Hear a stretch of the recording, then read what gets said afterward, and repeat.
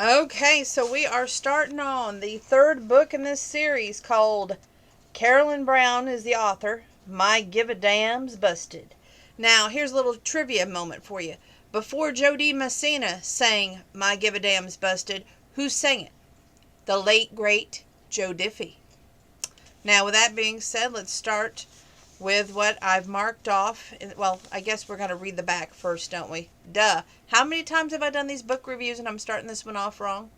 Anyway, don't miss this boot-scooting contemporary full of sexy cowboys and sassy women, the Romance Studio says. It's winner takes all at the honky-tonk. Larissa Morley has traveled to the exotic places all over the world, but the honky-tonk in Mingus, Texas is where she hung her heart the first time she walked in. She dreams of one day owning it, and now that she's got it, nobody's going to take it away from her.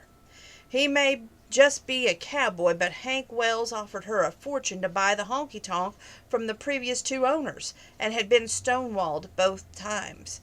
But this new woman is an entrepreneur like Hank, and she'll recognize a deal when she sees it, right? Wrong. But somewhere during the fight to turn the honky-tonk and Mingus into a theme park, the big clash ends up having less to do with everybody's favorite beer joint and everything to do with the fiery attraction between two hard-headed lovers. So it should be a fun ride, right? So let's start this wonderful book. It says, "This is for my brother Douglas Gray." And we're starting in at chapter 1, of course, page 1. Damn it to hell, Larissa pushed the car door open, crawled from the embankment to the road, popped her hands on her hips, and started stomping toward the son of a gun who put her in that vintage Mustang nose down in a ditch. "Well, crap," Hank Wells said when an oak tree brought the pickup truck out of a long, greasy slide. He unfastened the seat belt and opened the door to check the damage. "Are you drunk?" the woman yelled, marching toward him like she was going to tackle him with a football full back when she reached him. Well, hell's bells, it wasn't his fault the wreck happened. He hadn't asked the stupid deer to play chicken with the front of his truck. He started towards her at the same speed. "Hell no, but I could damn sure use a drink. Who in the devil taught you to drive? Or do you even have a driver's license? If my car is damaged, you are going to pay for it, and the parts for a 1965 Mustang don't come cheap. Can't you drive any better than that?" He threw up his hands in anger and pointed toward a dead deer on the other side of the road. "The damn thing jumped out in front of me. I broadsided him even though I stomped hard on those brakes all the way to the metal. What happened to your car isn't my fault, woman, so don't come up here hollering at me." This is page 2. They both came to a halt with dead buck 10 feet spare between them. The car's radio and the truck's radio were tuned into the same station, and the volume turned up loud enough to wake up everyone in Mingus, Texas. A double dose of Jody Messina singing "My Give a Damn's Busted" blasted from both vehicles. She ripped her sunglasses off and gasped, "That's the gospel truth. My give a damn is busted. I don't care what you say, it is your fault, cowboy. You braked so that I had to slam on my brakes or else crawled right up in the bed of your rusty bucket of bolts. So that makes this your fault." The devil was supposed to be a little sunburned critter with horns, a forked tail, a pitchfork in his hands. He was not supposed to be wearing snug-fitting blue jeans and an open chambray shirt, flapping in the hot summer wind, showing off a broad, muscular chest that was sexy as hell. It looked like the devil, smells like the devil, sounds like the devil. Chances are it does not have halos or wings, Larissa thought. Well, damn it, sure looked like the devil bringing a dose of temptation with lips made for kissing and chest made to cuddle up against, so it had to be the devil, right? "Are you hurt?" the cowboy said gruffly. "No, are you?" It came out high and squeaky, but she was lucky to find any semblance to a voice at all. She was afraid to blink for fear that he'd turn back into a passionate, sunburned man with a forked tail and horns. Another 5 minutes and she would have horns instead of squaring off with a hunky cowboy on the side of the road with a dead deer between them. Hell no, but my dad is going to pitch a fit when he sees this truck, he said. Your dad? You mean this isn't even your truck? She asked. Yes, I mean, no, it's not my truck. Thank God it wasn't my car, he said. That's real sweet of you, she said sarcastically as she put her sunglasses back on. If anything made this worse, his chest looked like he was even more bronzed and sexy with those dark glasses than it did without them. Tingles skipped up and down her spine, and in spite of the blistering July heat. Don't get smart with me, woman. My car's a little bit more worth than that rusted piece out of crap, he said. You hear that song playing on the radio? Well, honey, that's where I am today. My give a dams don't give a damn if you drive a Mercedes or a rusted out pickup. I just want to know if you have insurance. Hell, I don't know that what Dad keeps on the old vehicles, but insurance wouldn't pay for your car. I never touched you. That was your accident, he said. But you caused it, she argued. It wasn't me. Sue the damn deer. Larissa's emotions began to let her down. She should be mad at hell that he was the cause of her precious car being tail nose up in the ditch, but all she wanted to do was kiss his lips. Oh no, she exclaimed and turned pale and had the wreck stirred up doormat jeans that she'd forgotten from her mother. She was thinking like Doreen for the first time in her life. That was scarier than facing a forest fire with a cup of water and a backup plan. He took a step forward. What, are you going to faint or something? No, I'm not going to faint. What do we do now? She gave up chocolate before she told a perfect stranger that she'd been thinking about her mother. She didn't even tell her best friends about Doreen. Hell, she didn't even tell her enemies about Doreen. He removed his sunglasses and straw hat and looked right at the two vehicles. This is page 1, 2, 3, and 4. He had dark hair and whiskey-colored eyes. She forgot all about the deer, the wreck, her mother, and even her fancy car. The late afternoon breeze carried his aftershave toward her. That did it. Stetson always made her think about satin sheets, candles, vintage wine. There's something about that Stetson that drives a woman crazy, just saying. Anyway, He looked like the devil in disguise in that open shirt, and Stetson made him smell like the devil. His voice was deep and southern and made her insides go all mushy. Lucifer had arrived in the flesh. Every single thing that the former owners of the honky-tonk, Daisy and Kathy, had told her they experienced the first time they seen their future husbands had happened in the past 10 minutes. Emotional roller coaster, physical attraction, anger. Larissa Morrissey was not interested in long-term relationship, so he could take a teaspoon and dig his way back to hell with it. She was not taking the bait. That damn deer jumped right out in front of me. I stopped the brakes, but it hit it anyway. If you hadn't thought right fast, your car would have slammed into my truck.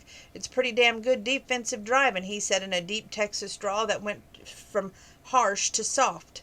Don't try to butter me up, mister. If my car has so much a scratch on the paint, you will fix it, she said. Larissa was beginning to understand her mother's taste in men a hell of a lot better. Doreen would have taken the time to touch up her makeup, spray on a bit of perfume before she even got out of the car. She would have waited for the cowboy to help her to the top of the ditch and then swooned so he had to catch her. All Larissa could do was keep her mouth shut to keep from drooling. I keep telling you it's that deer's fault. Call the police. We'll both tell them what happened. They'll declare it a no-fault accident. Hell, I didn't even see you in my rear view. I didn't know that you were there until I got out of the truck, he said. Oh, right. I'll call Luther to come haul us out of the ditch. He can take you and the truck home. It isn't going anywhere but the body shop or the junk pile. Want him to take it to one of them rather than back to your place, she asked. That was page 5, and here comes 6 and 7. He shook his head slowly. It'll have to go home. That's Dad's favorite old truck. He may shed tears. Her voice sounded almost normal when she said, That's your problem, not mine. I'm calling Luther. Does he work for a tow company? He asked. He's the bouncer at the honky-tonk. He works for an oil company, but he's got access to a tow truck, she said. Oh, he said flatly. He put his sunglasses back on so he could really look at the woman.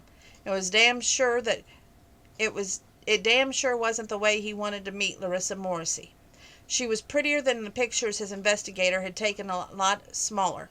He expected someone like Kathy Odell, 6 feet tall and practically bulletproof, but Larissa wasn't anything like Kathy. She was smaller, had thick black hair, lips made for kissing, and a body that filled out those jeans really well.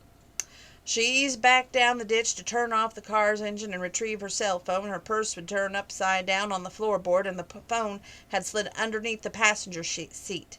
She looked like a contortist as she stretched out across the driver's seat and console and fished around until she finally found it.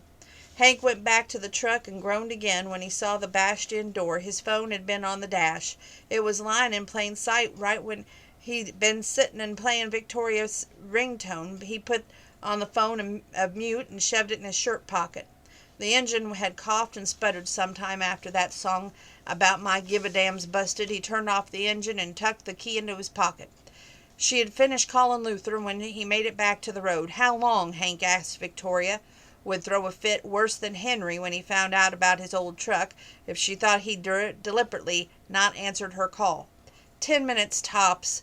Might as well come on up to my porch and wait. He followed her. "You live here?" "That's rotten luck. Another 2 minutes and you would have pulled into your driveway." The house was a small frame house with peeling paint, a wide porch across the front, and tiny back porch on the east side. 2 rocking chairs that had once been white, with chipping paint worse than the house were, on each end of the porch. It had the shape of the house built in the 30s when Mingus was up and coming town. Back when it could boast a population more than 286 that lived there nowadays. If you would have hung on a little longer, you could have crashed on the east side of my house rather than the west, and I would have made it home. I could have driven a deer flattened out on the front of my car longer than you did," she said. "If that deer would have hit your fancy pants car, it would have totaled the thing, so don't give me a lot of sass. I'm a good enough driver that I would have missed him to begin with. Go ahead and sit down. I'll bring out some iced tea. You take yours sweet?" she said, hospitable, and take him a glass of tea. She didn't trust herself to revive him with mouth to mouth, as if he passed out on her in the front lawn, but she wasn't going to invite him into the house even, if it was cool inside and blistering hot on the porch. "Yes, ma'am, and thank you. I'm Hank Wells, by the way. Larissa Morrissey." That was 6, 7, and 8. Moving, I have a little part here on 10. Jessie Coulter. That's who she reminded him of. She looked like Jessie back when she was younger. Henry listened to old vinyl records on ancient stereo system. Jessie Coulter was one of his favorites, and Larissa Morley was a dead ringer for her. Page 12 and 13. Luther sat down on the edge of the porch. "I'm Luther, and you are Hank Wells, the man that Rissa thinks can't drive worth a damn?" "That would be me. She don't have a lot of trouble speaking her mind, does she?" "Rissa don't mince words. She tells it like she sees it. I found that out. Thanks for bringing the tow truck so fast." Luther looked down on the road at the truck and the car and the dead buck. "Reckon we best call the game warden, too?" He fished his cell phone from the bib pocket, reported the accident. "Y'all call the police yet?" he asked when he finished telling the game warden where he could find the freshly killed buck. "Don't reckon there's any need for that. Wasn't nobody's fault there but the deer," Hank said. "Where are you from? Haven't seen you in Mingus before." Luther eyed him carefully. Larissa turned with a quart jar filled to the brim. "I don't think there's anything wrong with my Mustang. It'll probably just need a good washing to get out the grass and dirt from the bottom. I braked when I saw the deer jump out in front of the truck. I was sliding, but it was slow by the time I slipped to the ditch." Luther nodded and looked at Hank. "My dad has a spread up north of Palo Pinto. I'm only in this area for a little while in the summer. Don't get down this way real often." Larissa frowned. "Did I butt into a conversation?" Luther sucked down half the tea before he answered. "I just asked him where he was from, and he answered. That was the end of the conversation, so you didn't butt into nothing. Thanks for the tea. It's hotter than hell today. I'll be glad to get the work done at the tonk tonight just to get to sit down into the cool air conditioning." "So you work for Lambert Oil and the beer joint?" Hank motioned toward the tow truck with that logo on the side. He knew all about Luther Mason. He just never reckoned on the man being as big as a barn door. The mug shot his investigator had showed him was a big man, not an enormous one. "Both. Over at Lambert Oil. Angel McCoy is my supervisor. Rissa is my boss at the honky tonk." he said. Lucky I get access to a tow truck, or y'all would have been having to call J.C. or Elmer to come get you out with a tractor. How's things going with Angel and Garrett? I haven't seen them at the honky-tonk in weeks. Larissa tried to focus on something other than Hank's lips and eyes. The official honeymoon was over weeks ago, but I'm not sure the real one is ever going to be finished. Someday I'm going to get that what they got, Luther sighed. Larissa patted him on the shoulder. I hope so. Hank set his empty jar on the porch and stood up. A big diagonal red welt had puffed up on his chest. He flinched when he touched it. Hurts like hell, don't it? Luther said. Hank nodded. I had a couple of those, and believe me, when those seat belts lock down on a big old boy like me, it hurts real bad. There's a lot of meat for it to sink into. It'll be worse tomorrow. It'll take a couple of weeks before it goes away. That was 12:13. Looks like we're going to continue on from 14.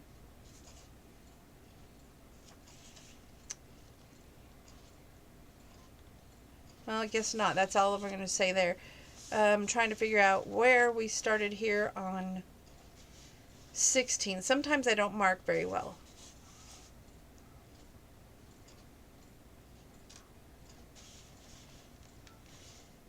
Okay. A pickup came, screeching halt, squealing tires in front of the house. About time she opened the front door. Crap, not another wreck. She slammed the door and spun around to see who it was. Good God, Merle, you scared the crap out of me. I thought we were in for 2 wrecks in one day, she yelled. Merle Avery made a beeline toward the porch, cussing the whole way. Don't you be telling me that. I scared the crap out of you, girl. It's a wonder I didn't have a heart attack. I got 70, and I'm living in one borrowed time already. And if you ever tell a soul I owned up to that, you won't die in a wreck. I'll pull a damn hit out on you. Are you all right? Merle had seen 70 come and go a while back, but if anyone had ever got the guts to utter those words, they'd better run real fast. If she ever caught them, they'd be pushing up daisies instead of two-stepping at the honky-tonk. She and Ruby Lee were the original owners of the honky-tonk and had blown into Mingus at the same time back in the early 60s. Ruby Lee had built the beer joint, and Merle had set about selling the Western shirt designs overseas. Both of them turned their enterprises into gold mines. Ruby Lee had died 8 years before a motorcycle accident and left the honky-tonk to Daisy Odell. Since that time, Merle had taken every woman who'd owned that beer joint under her wing and befriended them as if they were her own kids. I'm fine. It didn't even scratch my car. Come on in. Luther and Hank left a pitcher of sweet tea. Larissa held the door for her. Tea? Hell, get me a shot of Jack, straight up. I drove over here like a bat out of hell, girl. I burned 100 miles off those tires, and it's a wonder I didn't roll the damn truck. I was doing 100 miles an hour when I passed the honky-tonk. Angel called and said Luther had to bring a tow truck because you had a wreck. I was afraid I'd have to follow the ambulance to the hospital. Merle flopped down on the sofa. She threw her head over the forehead dramatically and let out a whoosh of air. Damn, I ain't been that scared since the day Ruby Lee made me ride out on the motorcycle of hers. I told God that if he ever let me live, I'd never get on that thing again. He did, and I didn't. Larissa went to the kitchen, pulled down a bottle of Jack Daniels, pulled 3 figures of pint-sized mason jars. She carried it to Merle and said, I'm sorry, I just didn't think about Angel calling you. It wasn't even much of a wreck. Hank hit the deer, swerved all over the road, and either I had to brake hard, smash into the rear of a truck. That sent me into a slide. I wound up in the ditch, and I never figured out on anyone knowing about it. That was 16, 17. Here's 18.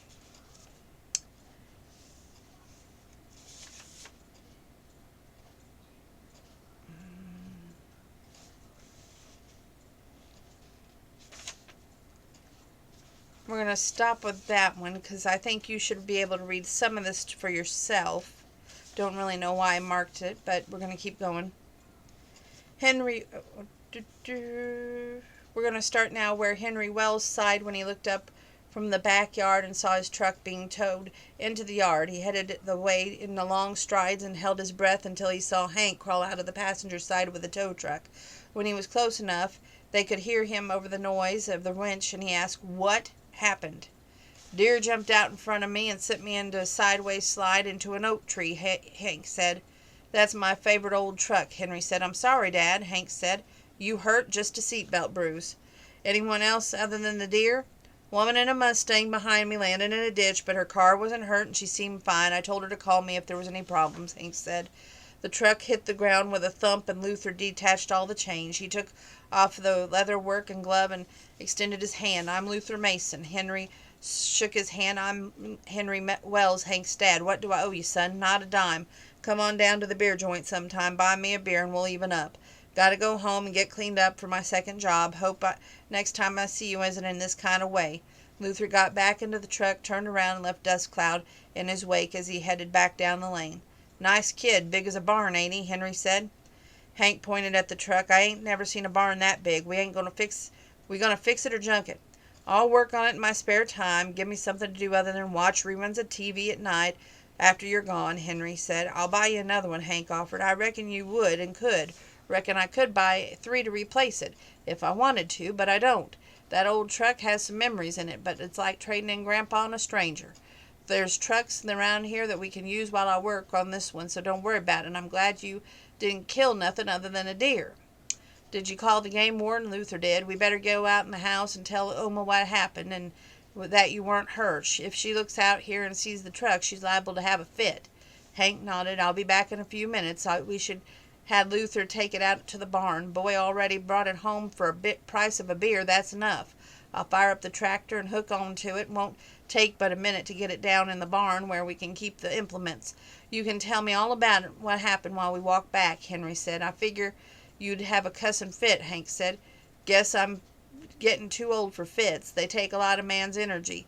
I'm just glad you're alive, son. Someday you're going to have to slow down and appreciate living," Henry said. "Maybe." Hank threw an arm over his father's shoulder. That was 20, 21, 22. Okay.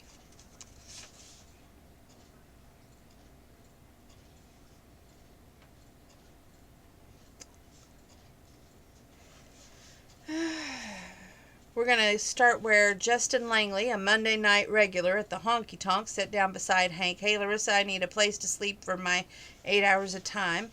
Can I use my regular trailer space?"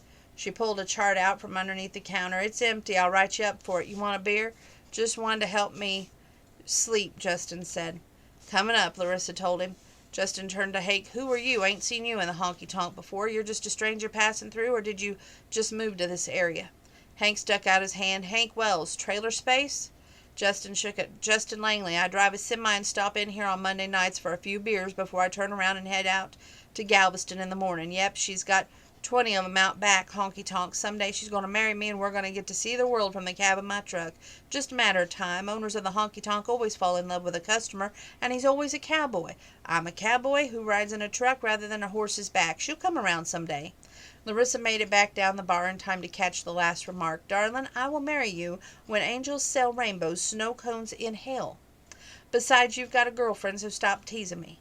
"And what about the magic charm of all these women talking about? The one where the owner joint ends up married to a cowboy," Justin said. "That's not a charm, it's a curse, and it's ending with me," she said with false bravado. Hank disagreed. The honky tonk had to have a charm of some kind. Daisy wouldn't sell the place, but she gave it away to her cousin. Kathy wouldn't sell it either, but gave the honky tonk to Larissa. Now she was determined to never leave. What magic did an old weathered building have 2 jukeboxes have anyway? Had the wood been passed through a voodoo queen's blessing or something? Had an ancient witch put a curse on the women who ran the place? "So where you from, Hank?" Justin asked. Hank forgot about the curses and the voodoo and answered, "My dad has a spread in Palo Pinto. Cattle or oil? Angus. Always thought I'd like a ranch when I settle down. Hey, Larissa, you want to raise Angus when we get married?" he yelled up above the jukebox noise. "Keep dreaming. Listen to what's on the jukebox," she said. This is 24, 25, 26, and 27. Dancers were on the floor, long line, dancing to "My Give a Damn's Busted" by Jody Messina. Twice in one day she'd heard that song. Was there supposed to be a message in it? Justin grabbed his chest with both hands. "You are breaking my heart. Is your give a damn really busted?" "Busted all to pieces," she said. "Is it just busted or plumb broke?" Justin pushed on. "What difference does it make?" Hank asked. "If it's busted, we might find parts to fix it. If it's plumb broke, we might as well go on home," he said. "Don't forget your hat," Larissa said. "Sounds to me like you got some persuading to do," Hank said. "Oh, Larissa is just playing hard to get." Larissa had searched the ends of the earth looking for a place to hang her heart. When it found a home in Mingus, she fought it for weeks. When it decided it wanted to own and operate the honky-tonk, she thought about extensive psychotherapy or else an MRI to find out if she had any acute brain tumor. But the heart will always have what the heart wants, or else it will pine away to nothing. It wanted to live in Mingus and run a beer joint, and Larissa gave it what it wanted. Now she owned the honky-tonk and had been happy as a drunk trapped in a wine cellar. That was 26-27, starting in the middle of 28. Hey Larissa, here's our song. All you gotta do is tell me that you love me, and the next time it won't be so hard. Justin pointed to the jukebox where Say It Again by Don Williams was playing. She shook her head and frowned. You really are in love with her? Hank asked. No, I just really like to tease her. I got a girl in South Texas who can shoot the eyes of a rattlesnake at 50 yards. I wouldn't dare fall in love with another woman. She'd shoot me and throw my carcass out for the coyotes and never look back. She's one of them country girls that songs are written about, and I'm so much in love with her it ain't even funny. We're getting married around Christmas time, settling down to an office job. Justin picked up his beer and headed for the pool tables. Hank turned around and on the stool and watched the dancers fill up on the floor in a slow two-step as Merle Haggard sang a slow ballad. He reminded of Toby Keith's I Love This Bar, where Toby mentioned hookers, lookers, bikers, and preppies in the song. Hank saw women who could be hookers in their tight-fitting jeans and low-cut blouses.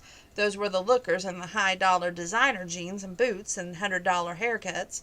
Bikers over all at the table in their tattoos, earrings, preppies in their pleated slacks and dress shirts. More hats and boots than he'd seen in one place since the last time he attended a cattle sale on the Lazy R Ranch up in Palo Pinto, Texas.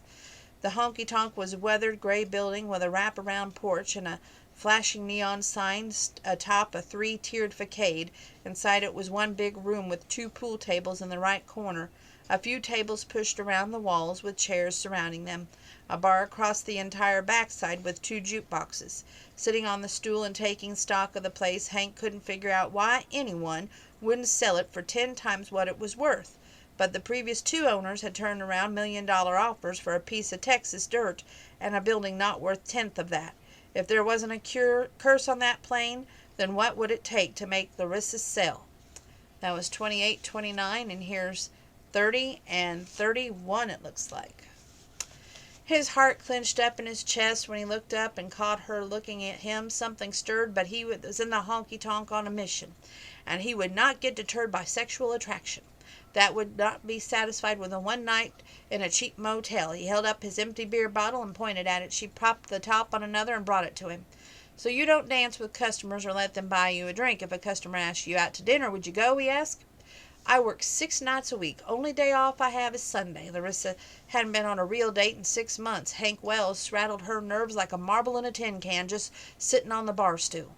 She couldn't imagine spending a whole evening with him with no one else around. Rattled her nerves. Hell, whatever sexy vibes he threw out, she set them on a roller coaster that took her breath away. Then Larissa Morley, will you go to dinner with me next Sunday? I'll pick you up at noon.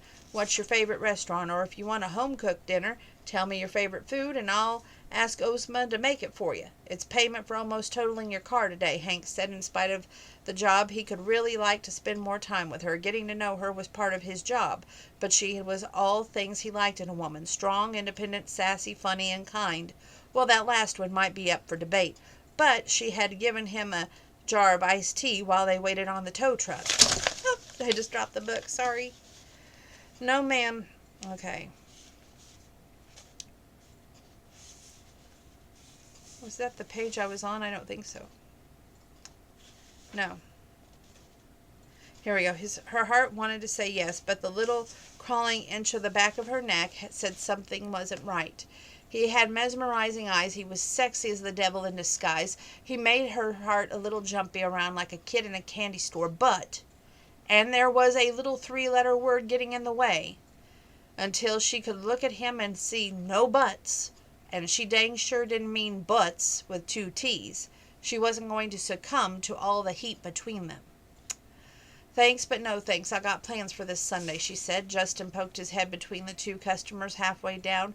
Hey, Larissa, fix me up a bucket of Coors. Me and Julio and Patrick got us a hot game of 8-ball going back there. "You must have lost the first round," she said. Galvanized milk bucket on the bar, shoved 6 bottles of cold cores down into it, topped it off with 2 scoops of ice. Justin picked up the ice bucket and carried it back to the tables. "Yep, I did." Larissa made her way down the bar, filling the orders jars, and when she got back to Hank, he set a bottle of beer, so she didn't stop until he spoke. He nodded toward the jukebox. "Who's that singing?" "That's the great Emmylou Harris. You didn't grow up on country music, did you?" she asked. Maybe that was the wrong thing to say. He didn't belong in a honky-tonk, and it was an impostor. The previous honky-tonk owner, Kathy, used to say that her bullcrap radar went off when something wasn't an absolute truth, and Larissa had worked as a bartender long enough to find her radar. Evidently she worked there long enough because it was sending her red lights and a whining noise that only she could see. The prickle on her neck and the way he looked at her with a veil over those strange colored eyes had set it off big time. 30, 31, and 32. "Sure, I know Emmylou. I just didn't recognize the song," Hank said. Merle Avery claimed the stool next to Hank. She was an expert pool shooter and seen even more groups come and go into the beer joint than anyone in the country. She wore snug-fitting blue jeans, designer western shirt, and red roses embroidered on the back yoke. She always carried a special case for her custom-made cue sticks and never touched the freebie sticks on the wall. That night she set her case on the floor between the bar and studied Hank for a full minute. "Do I have something on my face?" he finally asked. "No, you don't, but I'm old enough that I can stare at you and not give a damn if it's rude. I'm deciding whether I'm going to like you. Who are you?" she asked Hank. He didn't plan on getting the 3rd degree from everyone in the state of Texas. When he decided to drop by the honky-tonk, put his beer on his best smile, and "I'm Hank Wells, ma'am, and who are you?" My name's Merle Avery. You are one of the new crowd that heard about this place on the internet." "No, ma'am, just word of mouth. Friends said that the honky-tonk was the hottest place on Monday nights, and I'm one of the who hit a deer this afternoon, sent the rest into the ditch," Hank said. She leaned back and stared in his boots and let her gaze go all the way to his long legs of the Texas Longhorn bull on his tarnished silver belt buckle, up to the chambray work shirt sleeves that had been rolled up to his elbow, taking time to check out his hands and his neck. "I heard about Larissa said you laid down some rubber trying to get that truck stopped, and said it was probably totaled because it was old as it is. Why did you come all the way down here tonight?" "That's exactly what happened, and it's probably totaled, but my dad is bound determined to fix the thing. He's got an affection for it. I think it's 60-something model, and he's already put 2 engines in it. I've been hearing a lot about this place. I was close, and the chores were done, so I came to town for some company and a beer." "You almost fooled me, Hank Wells, but you were a drugstore cowboy. You ain't the real thing." The words froze in his throat.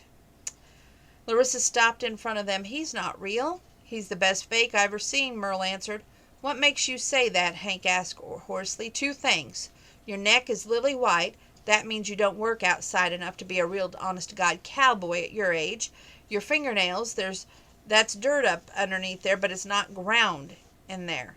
Add that to the fact that you didn't recognize Emmylou, and something ain't kosher." That's 32, 33. Here's 34 and 35. "I don't have to justify myself to you, Miss Avery, but I'm not a fake. My father owns the Lazy R Ranch north of Palo Pinto. Henry Wells. Ever heard of him? I have a job in Dallas and don't spend all of my time on the ranch," he drawled. "When I'm at the ranch, I'm a bona fide cowboy, whether I look like one or not." "I knew Henry years ago," Merle said. "Didn't know why he had a boy. Don't tell me that the truck you wrecked is an old 60s made model Ford, red with white leather interior." "It is. How'd you know that? You clairvoyant or something?" "I've got the memory of an elephant, honey. When you go home, tell Henry you were down here at the honky-tonk. He might explain about the truck if he wants you to know. Me, I ain't saying another word, except I understand why he would never junk it." Merle picked up the beer that Larissa set before her and took a long gulp. "You any good at pool?" "No, ma'am, but I understand there's a couple of guys back there who are," he said. "Ah, that Julio and Patrick ain't no competition. Julio's Mexican temper and Patrick's Irish one get in the way of them being good at anything other than arguing. Damn, I miss Garrett and Angel." Hank looked at Larissa with a question in his eyes. Angel would be her niece, and Garrett is Angel's husband. They're newlyweds. They don't come in here too often anymore. Larissa barely got the words out when someone ordered 2 buckets of Miller Lite and a pitcher of Hurricanes. Merle waited for the noise of the blender to stop, and before he turned to Hank, I can see by the way you look at Larissa that you're interested. If you want to go impress her, then you go to work getting that neck red and getting those hands dirty. She said when she took over this honky-tonk, the only way she'd ever look at a man is if he was a real cowboy. Hank frowned, and I thought I was pretty damn close to the real thing. Not that I'm interested in impressing Larissa or anyone in this place. Someone else can have my stool. You have a good evening, ma'am. Go haul some hay or drill some wheat, and bring in a red neck back when you come to them here. Merle told him. He tipped his hat at her and made his way through the line dancers. They were going through Johnny Be Good by Buck Owens. He could still hear the guitar licks when he opened the door of his father's newest pickup truck. He crawled inside, rolled the window down. He'd rather have been driving his old car, but the one looked at it, and not Merle, and everyone in this county would know that he didn't belong in honky-tonks. The next singer was Loretta Lynn. He recognized that nasal twang anywhere because he heard his father and mother argue about it when he was a little boy. His mother hated anything country, and his father loved everything country. His mother was a socialite, a cityfied woman who liked Broadway plays and classical music. His father was a rancher who listened to country music and grew his own food. They married on a whim and divorced because the ink wasn't dry on the marriage license. The only thing that connected them was the son conceived on the wedding night in Las Vegas, Nevada. 34, 35, 36. Hank leaned his back on the headrest and listened to the country music drifting through the parking lot. Sweat pounded his neck, and when he shut his eyes, a visual materialized of Larissa in those skin-tight and little red knit top that was barely touching the top of her jeans. She was a tasty little morsel, but he had to first admit that she'd gotten under his skin. She wasn't the first woman who'd taken his eyes the few times he went slumming, and she wouldn't be the last. He wouldn't get over it because he had a job to do, and a relationship with Larissa morally would blow the hell out of his work. The next vision that fitted through his mind was Hank introducing a bartender to his mother, Victoria. He imagined the look on her face when he said, "Mother, meet Larissa. She owns a beer joint called the Honky Tonk." She would die an acute cardiac arrest, Hank said aloud, started the engine truck, and drove north to Palo Pinto. He brushed the button, and Merle Haggard's voice filled the truck. He kept time to the beat of the thumb of the steering wheel. That was page 36. Here's 37 and 38.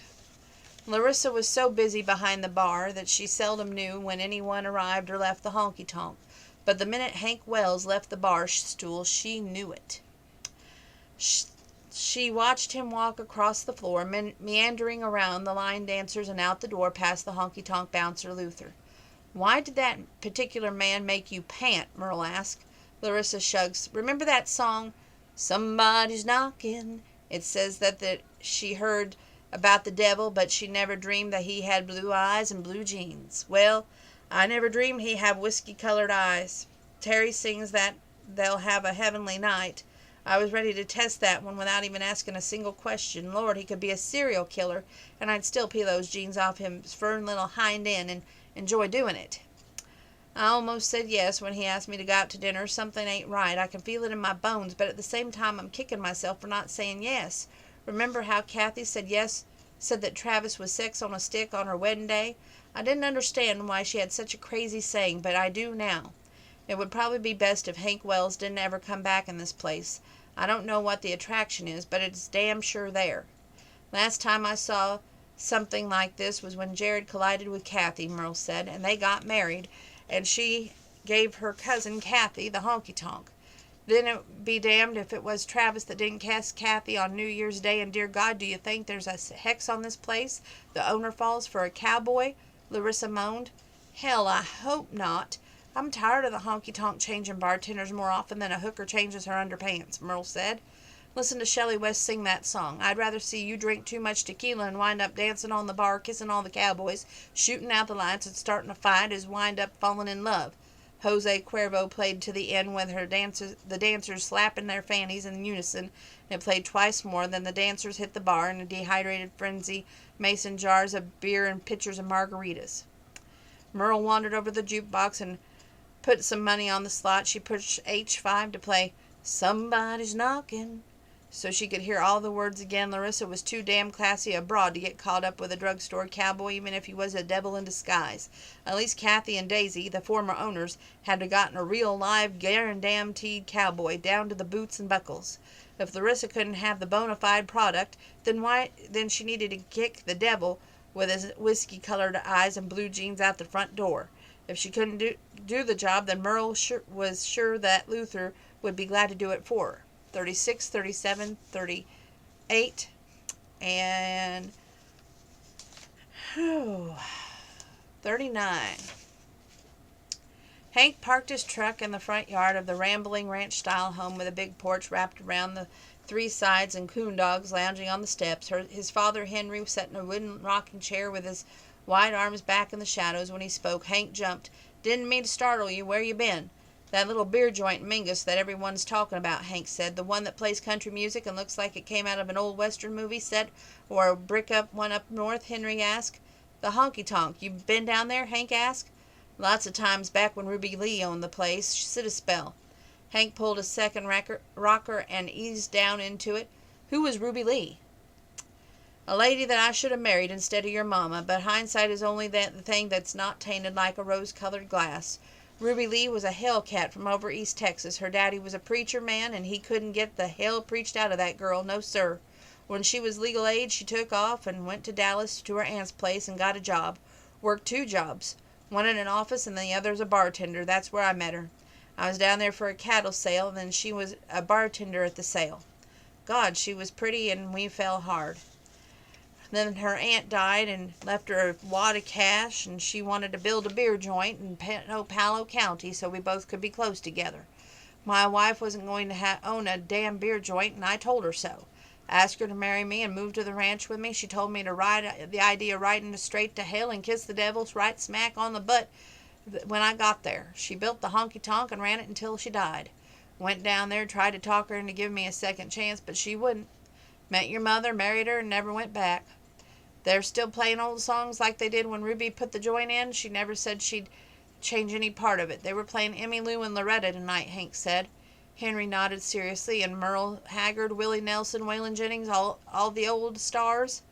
"Why couldn't your wife own a bar?" Hank asked. This is 39, 40, and 41. "I was too proud back in those days. Everyone would have talked, and what other people thought was more important. People's opinion and my stubborn pride cost me the love of my life. I cared more about your mother in those few weeks we were married, but I never got over Ruby Lee, who's bartending these days. I heard that she left the honky-tonk to some little old dark-haired woman that she kind of adopted like a daughter named Daisy Odell. Daisy married a rancher named Jared McElroy last fall, gave the honky-tonk to her cousin Kathy," Hank said. Henry cocked his head to one side. "How'd you know all that?" "Don't take long to hear the history when you're sitting on a bar stool in the joint," Hank said. "What'd Kathy look like? Was she another dark-haired beauty?" Henry asked. "Tall, blonde. How long has it been since you were down there?" "More than 30 years. When I asked your mama to marry me, I stopped going," Henry said. "Well, Kathy married an oil engineer in the spring and moved on to the Panhandle. She gave the place to Larissa Morley.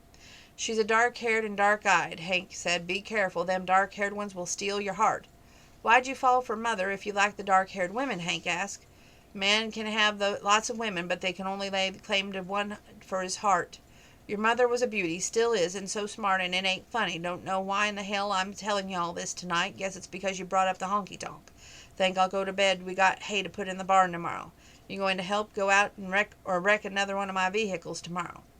"Merle says that she knows why you want to fix up the old truck instead of junking it. She says that my neck ain't red enough, so I reckon I better get out in the hay fields and get it the right color," Hank said. "Now, Merle's a different story for a different night." Henry's chuckle came up from deep in his chest. "I'm sure she remembers the truck. She saw it often enough back in the first days in the honky-tonk business. I'll rattle your doors for breakfast." Henry was a tall, lanky man, might have retired 7 years before when he reached 65, but he loved the ranch too much to put it in anyone else's hands but his son's, and Hank wasn't ready for it. Maybe that dark-haired beauty at the honky-tonk would settle him down.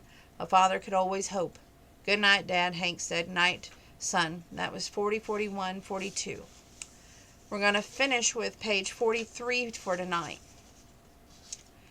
But I'd like to kiss that Hank fellow just once to see if it would set me on fire. Just thinking about it makes me tingle all over, she said aloud. Still something that ain't right. Was it crazy the song playing through my head that made me think about him being the devil? I'm talking myself out loud. Wonder if Kathy ever did that after she shut the place down. She tipped the bottle and flushed out the beer and left her way back to the door. She pushed the button on the remote to roll top the garage door where she parked her vintage 1965 Mustang every night. She wondered on the way home why Hank Wells had asked her to dinner so quickly. Was it that he made her think something wasn't right, or was there a little suspicious part of her hiding in her heart saying, Daisy and Kathy found a sexy cowboy when they owned the honky-tonk, and could it just happen to her as well? Did Larissa want a love in her life, or did she want to be like the old original owner and go out in a blaze of glory without a man? And that's where we're stopping for tonight. So, hopefully we starting again tomorrow night at page 50. And I'll have to find out where our stopping point will be. I always enjoy talking to you about these books. And this series has been so much fun. I'm going to hate seeing it come to an end soon. But we have Cowboy Strong to read too. But I have a feeling this one here is going to get a good rating, a really good rating. So you don't want to miss out on any reading of a Carolyn Brown book, that's for sure. Stay tuned. God bless.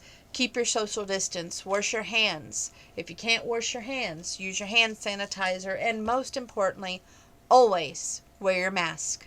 Good night. God bless.